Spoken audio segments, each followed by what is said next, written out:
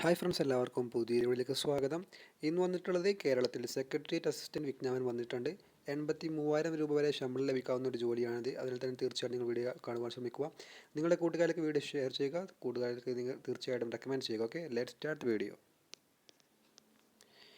അപ്പോൾ friends, Kerala public service കമ്മീഷനാണ് ഇപ്പോൾ വിളിച്ചിട്ടുള്ളത്. സ്ഥാപനത്തിൻ്റെ പേര് ഗവൺമെൻറ് സെക്രട്ടേറിയറ്റ്, അതേപോലെ PSC advocate general office Ernakulam, സംസ്ഥാന ഓഡിറ്റ് വകുപ്പ്, വിജിലൻസ് ആൻഡ് ട്രിബ്യൂണലിൻ്റെ ഓഫീസ്, അന്വേഷണ കമ്മീഷണറുടെയും പ്രത്യേക ജഡ്ജിയുടെയും ഓഫീസർ എന്നിങ്ങനെയുള്ള വിജ്ഞാപനമാണ് ഇപ്പോൾ പുറപ്പെടുവിച്ചിട്ടുള്ളത്. ജോലിയുടെ സ്വഭാവം കേരള ഗവൺമെൻറ് ആണ്.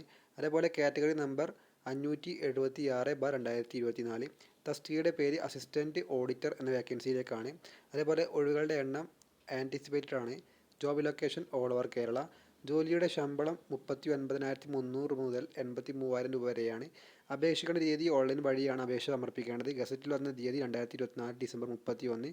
അപേക്ഷിക്കേണ്ട അവസാന തീയതി 2025 ജനുവരി 29 ആണ്. ഓക്കെ, അതേപോലെ ഇതിലേക്ക് വേണ്ട പ്രായപരിധി എത്രയാണ് നമുക്കൊന്ന് നോക്കാം.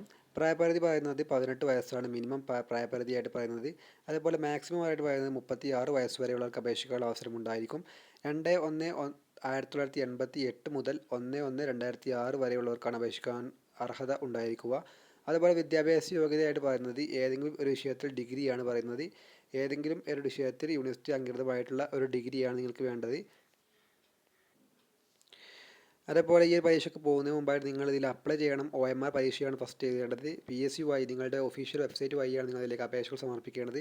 തീർച്ചയായിട്ടും നല്ലൊരു പോസ്റ്റാണ്. തീർച്ചയായിട്ടും നിങ്ങൾ ഉപയോഗപ്പെടുത്തുക. തീർച്ചയായിട്ടും നിങ്ങൾക്ക് ഉപകാരപ്പെടും. അപ്പോൾ അടുത്തൊരു വീഡിയോയുമായിട്ട് വീണ്ടും കാണാം. അതുവരേക്കും ഗുഡ് ബൈ.